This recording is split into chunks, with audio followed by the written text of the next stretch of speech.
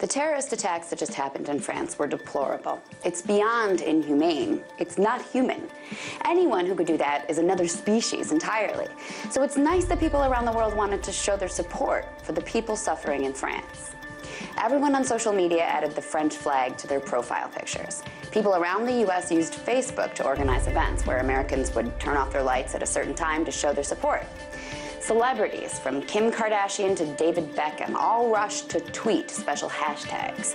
After the attack, social media narrowed their chatter to one thing, and that was France. The same thing was going on offline, too.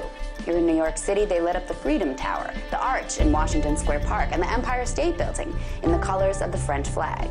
Grand Rapids, Michigan lit up their tower. Seattle even flew a French flag off the top of the Space Needle. Same thing for buildings in Germany, Britain, and all around the world. Cities everywhere lit up whatever they could with the colors of the French flag. And it wasn't just cities. Uber even changed their in-app car icons to the colors of the French flag. The outpouring of support for France was massive. My heart goes out to the people of France, too. I know what it's like to have your city blasted by terrorists and how scary that can be. But here's the thing I just can't understand. With all these people racing to show their support, and that's this, why did the whole world race to support France when so many other terrorist attacks have taken place, killing just as many, if not more people? Why didn't the world want to support them, too? On the day before the Paris attacks, ISIS supporters killed 43 people in Beirut. Where was the support for the Lebanese? Just 2 weeks ago, ISIS says they shot down a Russian plane, killing more than 200 people. Where were the Russian flags? Last month, suicide bombers killed over 100 people in Turkey. These are all innocent people, and no one waved any Turkish flags. Most people don't even know that that even happened. None of this lessens the horrors of what happened in France at all. It just makes me wonder, do we value some lives more than others? And if so, doesn't that defeat the whole sentiment of support for humanity in general? Tonight, let's talk about that.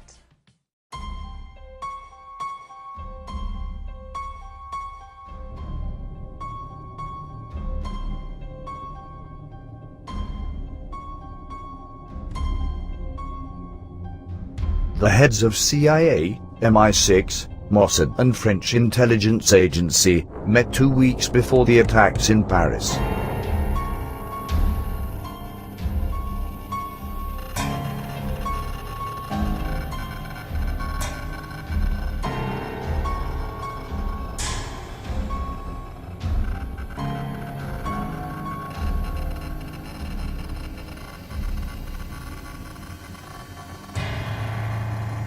Roughly 20 days before the attacks in Paris, the French government pushed the UN Security Council to deploy international observers on Temple Mount in Jerusalem, as part of an initiative to make it an international territory, enraging Israel's Prime Minister Netanyahu.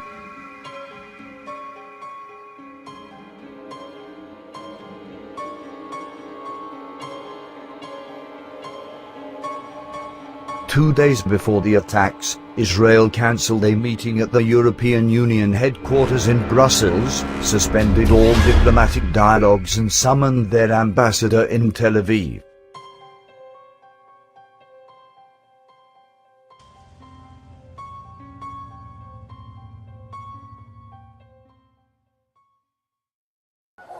In Brussels on Saturday, Belgian police arrested several people in a huge sweep, including this man who had rented the car allegedly used by 3 terrorists at the Bataclan concert venue. He is thought to have been in the French capital at the moment of the attacks.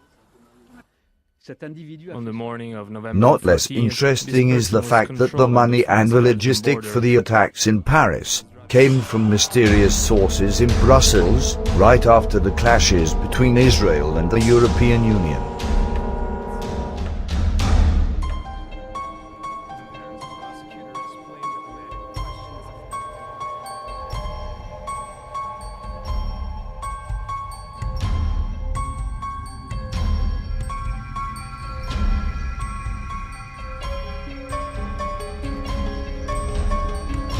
And what to say about the fact that the French Jewish community was warned Friday morning to stay indoors, because there will be a terrorist attack in that same day.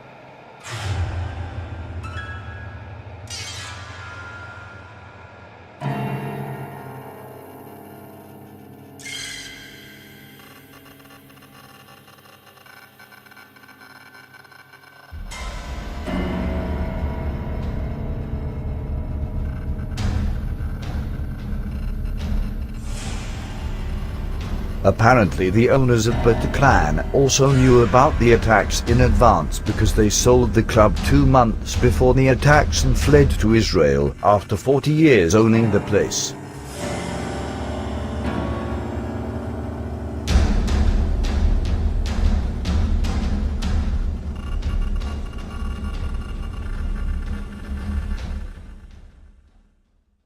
Le hasard a fait, pour vous dire, c'est que le matin, au SAMU de Paris, avait été organisé un exercice sur des attentats multisites. Donc on était préparés. Donc ce qu'il faut voir, c'est que vous avez une mobilisation des forces de police, des pompiers, des SAMU, des associatifs qui sont venus et on a essayé de sauver le plus de monde possible.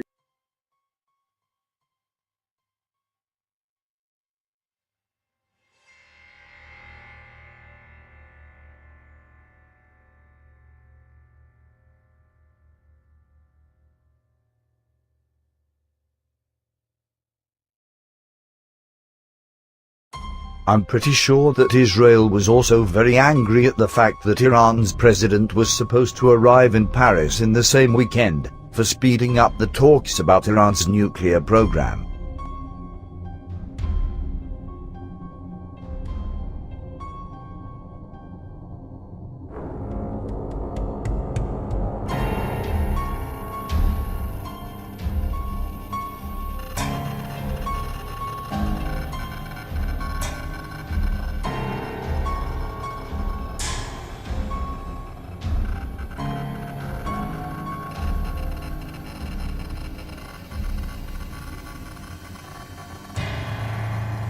Now if you still didn't catch my drift, just take a look at the fact that the Mossad quickly and secretly took over the investigations of the attacks in Paris.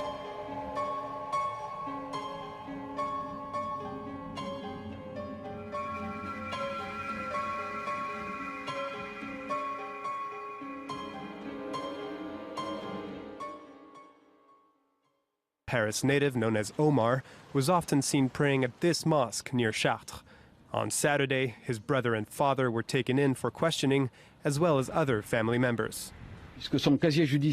His record includes 8 convictions dating between 2004 and 2010 for common law offenses. He has never been incarcerated and was signaled to French authorities for his religious radicalization. However, he had not been involved or associated with any terrorist activities. And what about the fact that at least one of the terrorists had several criminal records in France, but not a single arrest? And although the others were admittedly well known by French and Belgian authorities, they still had passports and visas.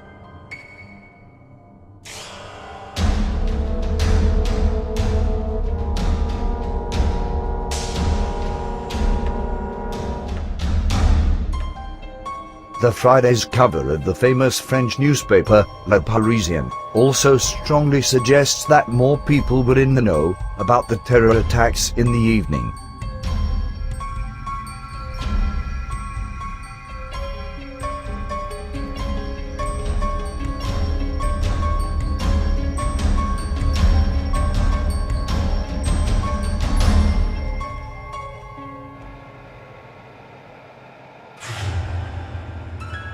Now, a post on Twitter, reporting the attacks 2 days before they happened, to me is the smoking gun evidence that the events of 13th November in Paris was a false flag with the satanic hand of Mossad and its lapdogs in the West, to either make an example out of France, to further their agenda in Syria or whatever. The account that leaked the information was legit and has been quickly terminated, because obviously it hit some serious nerve. Still, the $1 million question on whether the French government, or part of it, was conniving, remains. Paris attack crisis actor. I just threw together this little poster to show something interesting. Who is this girl, and is there some ritual in using her to cry for these false flags? Top left, see no evil. Middle, hear no evil. Bottom, speak no evil. I give 10 to 1 odds she's a Greenberg family daughter. She must be good at crying. They should have used her at the shuttle disasters, where they used some cheap printer crowds that can't stay in character for more than 9 seconds at a time. Even the shaky camera and cuts couldn't hide the fake faces. The actual channel title is called Videos Paris Attack Exclusively, which is, fair enough. It's what it shows. That's what the actual channel is called. Like over here, you've got News 24 Hours. That's what they call their channel. And this was published on the 15th of November, 2 days after the attack. That's fair enough. But if you actually click on the channel itself and then click on About, you will see that they joined on the 12th of November, 1 day before the actual attack. So 1 day before the attack, they actually called their channel Videos Paris Attack Exclusively. That's a little bit odd, don't you think? That it's like they knew the attack was coming, so they got this YouTube channel up ready for the actual attack. Very suspicious. So it does, add weight to the fact that it's possibly a false flag attack. So, check it out, see what you think, and don't trust the media, the normal mainstream media, because they're just dishing out the same bullshit that they always do with these things. Investigate it, do some research, and hopefully we'll find out the truth. Thank you. Out, everyone. I don't know how much more proof people need that these Paris attacks on Friday the 13th, 2015 were a false flag, but I'm just going to show you this because this is going to blow your mind, all right? So, according to the Daily Mirror, one of these witnesses that saw the shooting which occurred at La Belle Equipe, one of the restaurants that was attacked,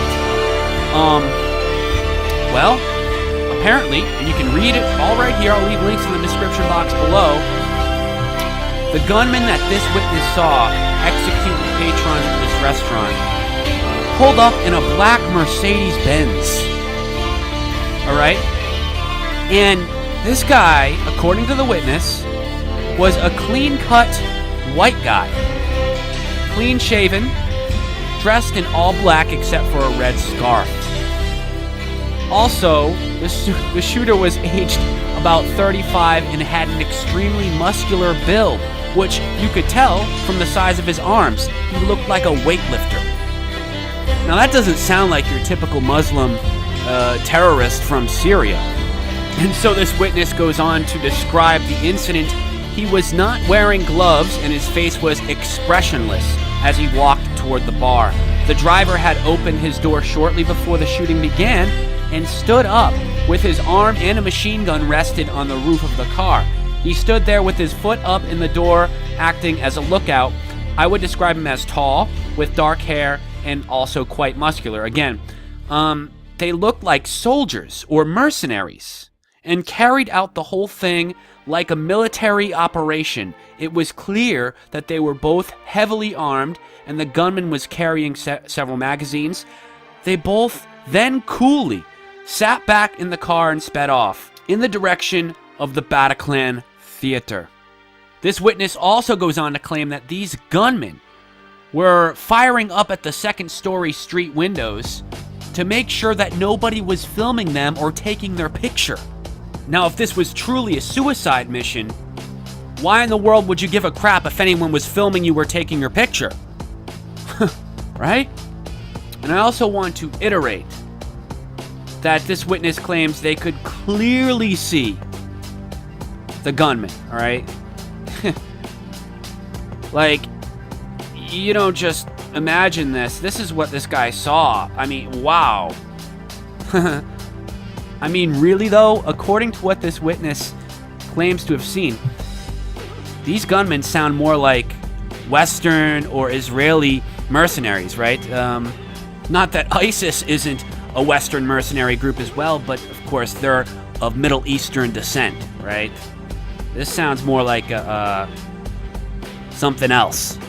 And if you combine this with all the other evidence, which goes on to suggest this was a false flag, the fact that they had a multi-site exercise in Paris with EMTs, police, and firemen on the very same day, which enabled all of these, personnel to be basically on alert. I mean, a drill in the same exact multiple locations for the same exact scenario. What? I mean, come on. Plus, I mean, the CIA director meeting with French security chief and the former Israeli national security advisor talking about homeland security in France in the West. I mean, it's just, wow. Wow. You don't have to be a rocket scientist to figure this out. Right? And then, of course, the Zionist owners of the Bataclan, selling the venue 2 months before this attack occurred. Mind you, after 40 years of owning it. Good timing. And by the way, they sold this on September 11th, 2015. Yeah. Isn't that fitting? Oh, that's just so fitting. That's so convenient because now, of course, the Bataclan isn't going to make any money. No one's gonna have a concert there anymore. Yeah, don't expect the Bataclan to be back in business anytime soon, or probably ever again. Yeah, so wow, I'll leave links to all this. Let me know what you think. It's been Press Reset Earth. Keep your head up, stay real, and no fear. Support that, and the more that you see, the more you realize, wow, we were breaking down so many things dealing with this last night, but this was one of the big things here. Of course, Jewish owners recently sold Paris's Bataclan Theater, where IS killed dozens. This is off the Times of Israel. And I guess they figure that nobody's going to think twice about it and not think that, well, isn't that kind of a coincidence that these people just happen to sell it just before? And we've seen this very similar, even with the last Paris shooting, how the Rothschilds had purchased Charlie Hebdo just a month before the massacre, the alleged massacre, went down. So this is, it's the opposite, but it's almost like the insider trading, or, like they knew that something bad was going to go down. And when you think about the value of the Bataclan now, I mean, there's no way you're ever going to be able to host concerts there again. I mean, nobody's going to go there. So we were saying last night, saying that it's going to be torn down. They're going to put a memorial. And that's probably what they should do, really. I mean, if people did really die, you want to go to watch a concert where, 80 people were murdered? Anyways, we're devastated because we knew everyone who worked there, says former owner Pascal Lalou. Okay, so let's look into this article. Okay. The Bataclan Theater, targeted in Friday night's Paris terror attacks, was Jewish-owned for decades, but sold 2 months ago, his former owner said. So it's Jewish-owned for decades, and then 2 months before the shooting goes down, they sell it. Okay, it's gonna get worse once you see this, okay? French magazine Le Point said Saturday that the Bataclan, where at least 80 people were massacred by Islamic State gunmen on Friday night, has been for years the target of anti-Zionist groups, as the Jewish owners often put on pro-Israel events. You see how they set this up now, right? Because the Bataclan goes in the news all the time, and then there's tensions, and then there's protests, and maybe smaller little acts of vandalism and stuff like that, and it gets it's in the news over and over again, just like Charlie Hebdo. What happened in was it 2013, where Charlie Hebdo was firebombed, and it was all over the news. It was one of the big stories, and that gets Charlie Hebdo in everybody's minds, and everybody knows what Charlie Hebdo is around the world, sort of thing, more or less. And then when Charlie Hebdo gets shot up in a phony fake show, of course, which was the Paris shooting hoax, the Charlie Hebdo massacre, then everybody instantly knows, oh my god, it's that cartoon place where they were, making the fun of Allah and stuff like that. The publication quoted a member of an extremist group Army of Islam, who told French security services in 2011, "We planned an attack against the Bataclan because its owners are Jews." Now, the Eagles of Death Metal, the band performing at the theater when the attacks began, played at Tel Aviv's Barbie Club in July. Now, why is this significant? Well, it is too. This is another thing to throw into it, and we looked into this. This Eagles of Death Metal is a very pro-Israeli group.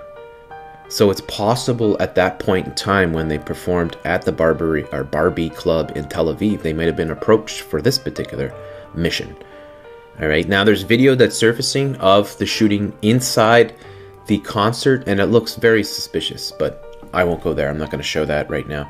Pascal Leloup, one of the theater former owners, said Saturday that the theater was sold in September after 40 years. So for 40 years, it's owned by these guys, and just 2 months before the shooting goes down, they sell it. Here's a quote from one of the owners, former owners. "We're devastated because we knew everyone who worked there," he told Israel's Channel 2 News. It's pretty crazy. His brother Joel, the co-owner, told Channel 2 that they sold the theater on, yes, you guessed it, September the 11th. When we were pointing that out last night, it's like, just happened to be sold on September the 11th. And recently immigrated to Israel. He said he took a call from the theater at the time of the attack. So, let's put this together. These two guys own this place for 40 years, and they decide to sell it just 2 months before this most massive terrorist attack in, well, recent history of France for sure, goes down. And they immigrated back to Israel, or they immigrated to Israel. And then on the night of the shooting, he said that one of the owners, this guy Joel, said he took a call from the theater at the time of the attack, and I could hear the gunfire. You can't make this shit up. You cannot make this shit up. Who the fuck would be calling him? And why the fuck would they call him when the shooting's going down? What the hell is some guy in Israel that used to own the club gonna do about it? It's just ludicrous, of course. He also said a member of the Eagles of Death was hit by a bullet, killed. There's no confirmation of this. It turns out it was a guy that was selling merchandise. There is blood everywhere, he said. They pick the shoe up, they get in the car and leave. Now this is later. Notice in this tollway zone where they found the car.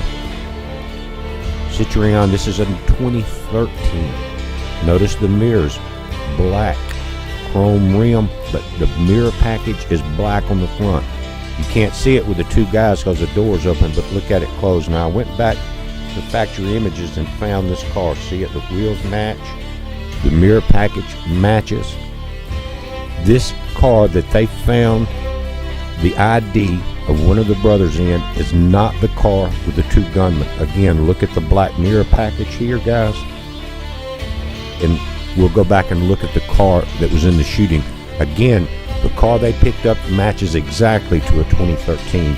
The wheel package, the mirror package, and everything, but not the shootout vehicle. I think it's a 2014. I'm not sure the year, but it definitely had the chrome mirror package. Headline for the Daily Mail says bloodbath in Paris, but I want to know where in the world's blood on this. Where's this blood?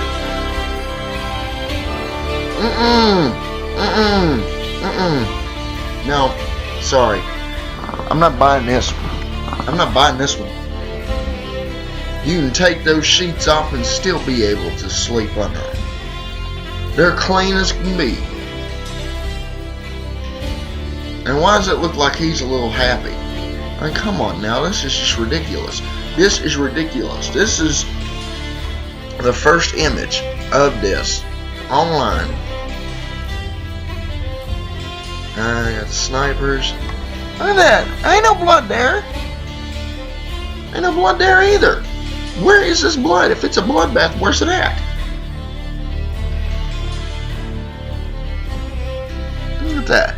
It's just flowery piles. Ain't no blood at all. What are these, magical sheets? I mean, come on now. If someone's dead, they just got them lying on the sidewalk. Why is there no blood leaking it?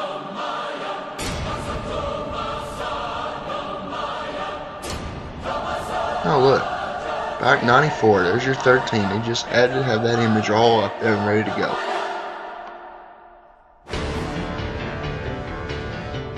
Rainy photo of people running. There's a triangle right there. Yep. Now go up. He's been carried out. He looks perfectly fine. Look at this. Where is the blood? Oh, you got the McDonald's, the M, the 13. They're loving this. No blood. There's your sideways pyramid. Pyramid going up. There's the explosion. And your police state programming. They've already shut down the borders. There's more pyramids. Police state garbage. Hidden hand ritual. They're all puppets. Look at that. No blood. There's no blood. Your Red Cross. Coca-Cola. Demons. All the people at the soccer game. Yeah, I mean, where's it at? I'm not seeing there's glass. She looks fine.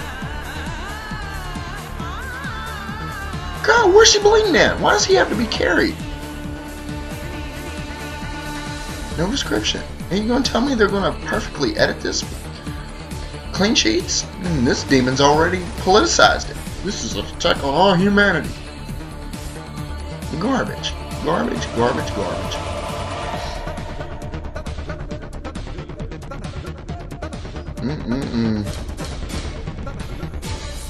These photos could be doctored, but there's no blood on the streets. There's not even a mark of blood. This is clean. Dominoes. Dominoes are about to fall. All the clues. The gunman who yelled "Allah Akbar" is believed to have taken 100 people hostage. Sure he did. Oh, okay, so this is right by there. Okay. That right there tells me it's fake. This guy looks perfectly healthy. You can't believe everything the news is telling you. The fear point. Satan is the author of fear. The only thing you should fear is God. He can save your soul. Look at this right here. Let me watch just a little bit more. Okay. Is that an A or a Z? That looks like a pyramid to me. Yep. This just doesn't look right to me. This just don't look right. Well, I guess his legs look bloody. Still. I ain't buying it. That's not enough to tell me this thing's real. Accept Jesus Christ, the only begotten in your heart, be washed in the blood he shed that day on the cross. Live by the words he preached, because he preached love. Love, yet fear the Most High, the Holy Father, God, I am the way in the Bible. Believe in your heart God has raised his only begotten Son, our Lord and Savior Jesus Christ from the dead. You'll be saved through the blood of Jesus Christ, our sins forgiven. Oh, look, there's a little blood. There you go. There's some blood right there by the 13. This is suspicious, though. 8 plus 5. 13. 13's all over this. 13, one new world order. Very little blood. Yeah. I already made a few videos on this subject.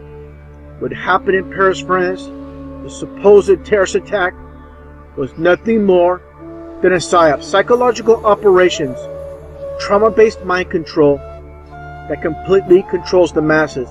People with good intentions, with good hearts, but sadly deceived by these liars, those that own and control this world, that want to enslave us.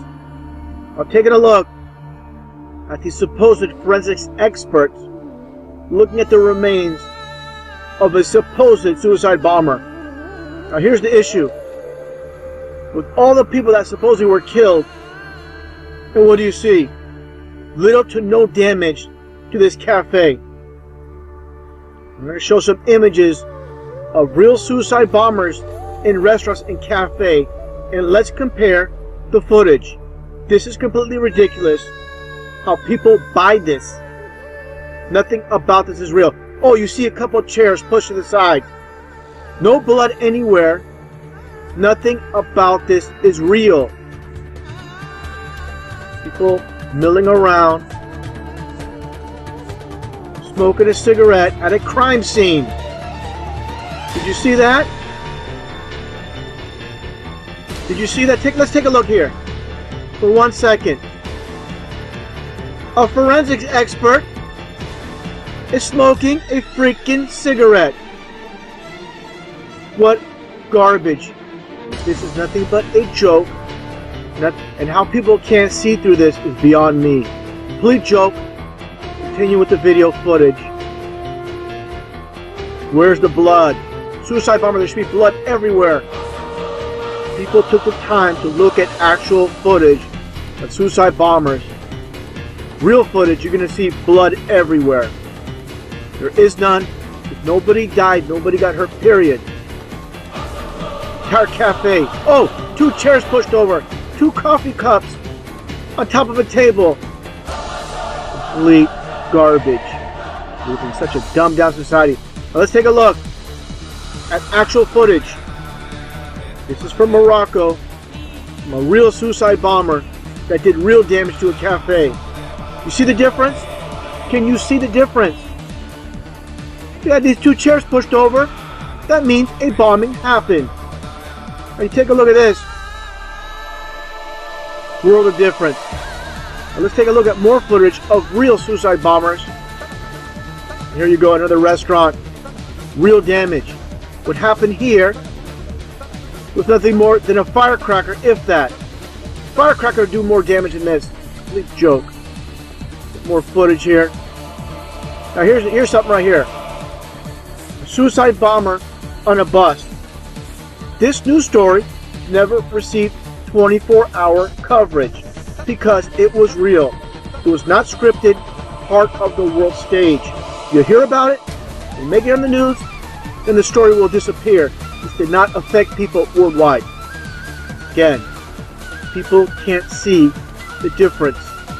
Open your eyes, Google cafe and restaurant bombings with suicide bombers. There are body parts everywhere. I can't show it in this video. YouTube will yank it. Just type it in Google, go to images, and you'll see real bombings taking place. Understand, with all these psyops. NATO accused of false flag attacks in Ukraine. Coming up. The third force in eastern Ukraine. Kiev copies George Bush's plans for Iraq. And mainstream hosts storm out of the studio.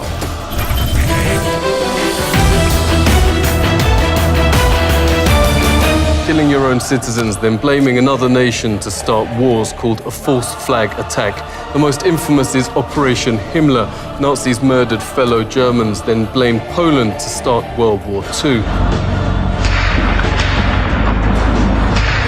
Nazis trained by NATO were the vile snipers during the Maidan protests who shot both sides, both the police and their own supporters. It helped spark the violence that brought the coup d'etat.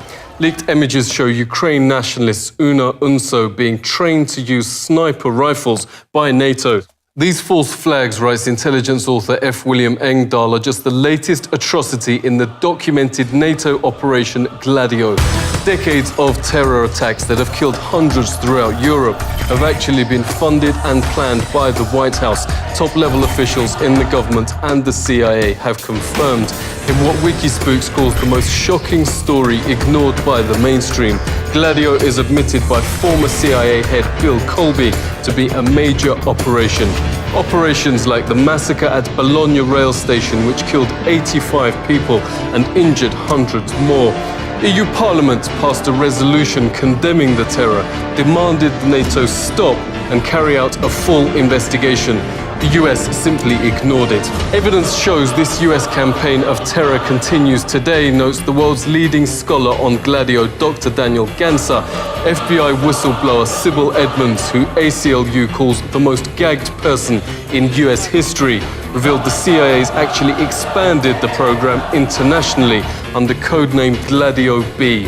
The same professional snipers as in Kiev, writes Global Research News, have been found shooting both sides in countries throughout the world that offer resistance to the US. Political analyst Eric Draitser joins us. Really great to talk to you. What's going on? Who's behind the snipers? If they work in the service of Western intelligence, this is quite clear. Likely private contractors, private mercenaries who are paid to create this kind of chaos. Those who probably cut their teeth on the battlefields of Afghanistan and in Iraq, who now are essentially murderers for hire, who are sent anywhere where the United States or its allies deem necessary to create chaos. So you mentioned a couple of examples in Syria, in Ukraine, in Venezuela. We should also remember, of course, Thailand in 2010. We saw a very similar situation there. Egypt most recently as well. This is a standard tactic, create a casus belli for the United States to have a military presence for decades to come. The world's main instigator of false flags, notes the editor of upcoming book Flashpoint in Ukraine, Dr. Stephen Lenman, is the United States. The US hasn't been threatened with a real attack in hundreds of years, writes the author of Questioning the War on Terror, Dr. Kevin Barrett.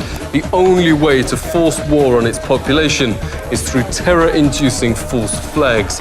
266 American sailors were killed on the USS Maine in Havana Harbor using the slogan, "Remember the Maine." The establishment blamed an enemy mine, then colonized Cuba, Puerto Rico, Guam, and the Philippines. Admiral Hyman Rickover later revealed it had nothing to do with the enemy. The explosion came from inside the ship. The entire US Joint Chiefs of Staff called for another, quote, "Remember the Maine incident" with Operation Northwoods. Declassified documents show Pentagon plans to blow up a US ship, hijack passenger planes, down an airliner from the US full of college students, wage a, quote, "terror campaign in Miami, other cities, and Washington, D.C. The false flag attacks must be, quote, "widely publicized in mainstream media to cause a, quote, "helpful wave of national indignation."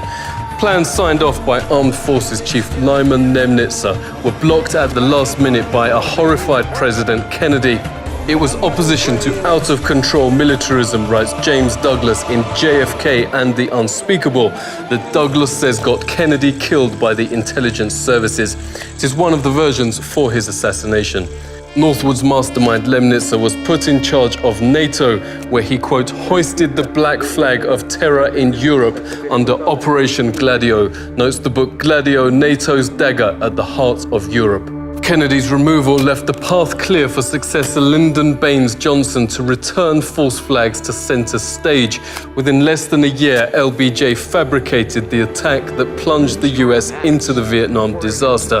The president made up a non-existent strike on US ships in the Gulf of Tonkin and said, quote, "Our boys are floating in the water." The lie goaded Congress into authorizing war, killing more than 3 million Vietnamese and 58,000 US servicemen. President Bush Jr. told British Prime Minister Blair that if he couldn't get UN approval to bomb Iraq, he'd paint a US jet in UN colors and try to get it shot down over Iraq to justify invasions. In a bizarre parallel, Life News this week filmed Kiev now using these armored helicopters with UN insignia against civilians in eastern Ukraine. These are just the false flags that are on the record and officially documented. Some are reprinted in 63 documents the government doesn't want you to read, written by Vietnam vet and former Minnesota Governor Jesse Ventura. On the few occasions mainstream media let him speak, hosts react with disdain and even storm out the studio in fury at the suggestion their government could ever do anything like that. Oh, come off it, Jesse. No, not oh, come off it. Wait a minute. Every war fought starts with a false flag operation. You can't, in all seriousness, sit there and try and make out anybody... Okay, let me ask you this, Piers. Wait a minute. Have you read the 9/11 report and you think it's a piece of fiction? No, I believe everything in it. I believe... my government's never lied to me, have they? Let's see, where should we start? The Gulf of Tonkin incident? I remember our president sitting on TV telling us our boys are floating in the water, and it turned out to be false. And because of that, you'll never believe But they lie all the time. Have you been in government? No, I have. All right, so that's for. So I've never been in the NFL, but I can watch a football game. Yeah. All right, Jesse. Take care. He's leaving. For the public to fall for a false flag, mainstream media lies must be coordinated and complete. When the White House lied that Syria's government did the Damascus chemical attack, the entire mainstream media swallowed it whole without asking for a shred of evidence. Last month, US intel admitted actually NATO member Turkey had false flagged the attack, which killed some 1,400 civilians, to justify invasion. Not a single mainstream outlet reported it. Turkey's leaders banned YouTube last month after leaked audio of them planning another false flag to invade Syria, reportedly egged on by John Kerry. Turkey's premier confirmed the authenticity of the tape. I'll send 4 men from Syria. I'll make up a cause of war by ordering a missile attack on Turkey. Many times, Kerry has said to me, okay, did you make the decision to strike? Mainstream as one coordinated a term of art that the Turks were just innocently, quote, discussing military strategy, rather than the appalling truth that Turkey's planning a terrorist false flag on their own land as an excuse to invade Syria, apparently encouraged to commit the supreme international crime by the United States Secretary of State himself. US-backed jihadi admits they're also taught false flags to destroy mosques, then blame Syria's government. I was originally tasked with the destruction of mosques. You destroy the mosques so you can put the blame on the army? Yes, if a mosque is not destroyed, we desecrate it. The massacre of Odessa this month, reports Counterpunch, has all the signs of a classic US false flag. Shortly after, dozens of CIA spooks were discovered instructing Kiev's junta how to act in East Ukraine. Pro-Kiev thugs were sent to the city of Odessa with these red armbands. But the bloodshed was sparked by this rooftop shooter in a red armband slaying his own side. Duly provoked, the thugs went on to torch and murder dozens of anti-fascist civilians they thought were to blame for the shooting. James Corbett of The Corbett Report joins us. Really great to see you. Why does the US establishment behave like this? It's important to understand the establishment as a collection of psychopathic individuals, and that's not meant as some sort of metaphor. That's meant as almost a medical diagnosis. There is a percentage of the population, it's disputed by medical experts, but somewhere between 3 and 4% is generally the figure cited, of people who have a medical condition where they are absolutely unable to feel the natural human empathy that we feel for one another and compassion that we feel for people in situations that are underprivileged or what have you, people who are in positions of pain or suffering. There is a percentage of the population that has absolutely none of those feelings, and these tend to be the people who rise into positions of power and prominence in power structures that themselves are designed specifically to inflict pain and suffering on others. So it is not a big stretch to imagine how psychopathic individuals advance in military or intelligence functions. Tanks and armoured vehicles have now moved in to shoot more unarmed civilians. James Corbett notes these incredible atrocities seem intentional to justify NATO military intervention. Right on cue, this week Kiev officially asked for international military help in eastern Ukraine. The author of Questioning the War on Terror, Dr. Kevin Barrett, joins us. Really great to see you. What are the conclusions from Northwoods to Operation Gladio today? We're learning more and more about how psychopathic so many of our leaders are and have been.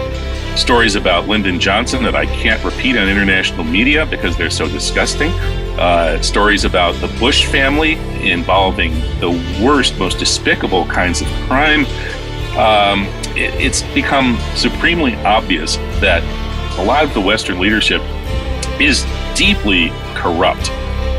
And I think that has a terrible effect on the larger society because it's natural for people to imitate those above them in the social hierarchy.